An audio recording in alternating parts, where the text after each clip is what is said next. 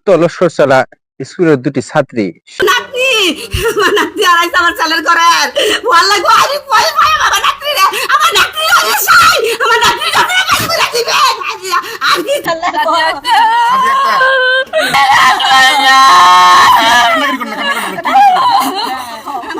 আমার মেয়েরা আমি সকালে খাওয়া রেডি করে আমি স্কুলে বানাইছি 12টা বাজে বলাইছে আমার মেয়ে স্কুলে না সাদিয়া আমার নাতিন ছেলের ঘরে আমি স্কুলে গেছি যাওয়ার পরে ফোন করার সাথে আমি গেছি যাওয়ার পরে ম্যাডামে বলতেছে যে একটা মহিলা হাসতে হাসতে ডানার ধরে নিয়ে গেছে তখন আমি ম্যাডামরে বললাম যে ভালো কথা গেছে আপনি চিনেন মহিলা আমরা তো মনে করছি বাচ্চার মা আমি বাচ্চার মা হইলো ভালো ভালো কথা আমরা তো না জিজ্ঞাসা করি আপনার থেকে আমার নাতিনে নিয়ে যায় কেমনি আমি আবার ম্যাডাম এই প্রশ্ন করছি খাদিজা এই 8 বছর বাবা বাইরে আমার একটু দয়া করে কেউ যদি পান গো বাবা আমার মায়ের একটু বুকে বেরিয়ে যায় না বাবা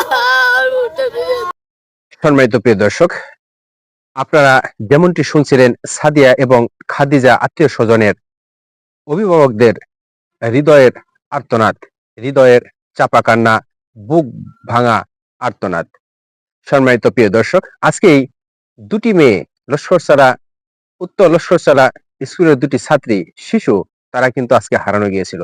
তবে আপনারা হতাশ হবে না, আমরা খবর পেয়েছি তাদেরকে খুঁজে পাওয়া গেছে হুতাপাড়ায়।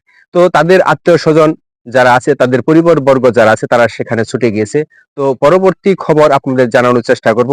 আপনারা সবাই দোয়া করবেন তাদের বুকের মানিক, তাদের হারানো সেই কলিজার টুকরাকে যেন তারা তাদের আত্মীয় স্বজনের, তাদের মা বাবার কোলে যেন ফিরে আসে, সে আশাবাদ ব্যক্ত করতেছি গাজীপুর অ্যাকশন নিউজের পক্ষ থেকে।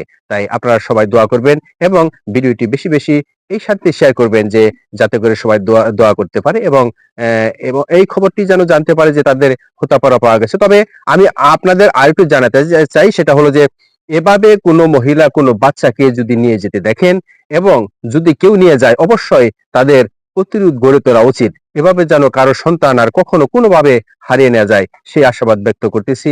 সবার সুস্থ সুন্দর এবং দীর্ঘায়ু কামনা করতেছি। সেই সাথে তাদের দৃষ্টান্তমূলক শাস্তিও এলাকাবাসী দাবি করতেছে, এমনটি তাদের সবারই দাবি। তাই আমাদেরও দাবি, এরকম নিকৃষ্ট কাজ যেন আর কোথাও না হয়, এরকম ঘটনা আর যাতে কোথাও না ঘটে।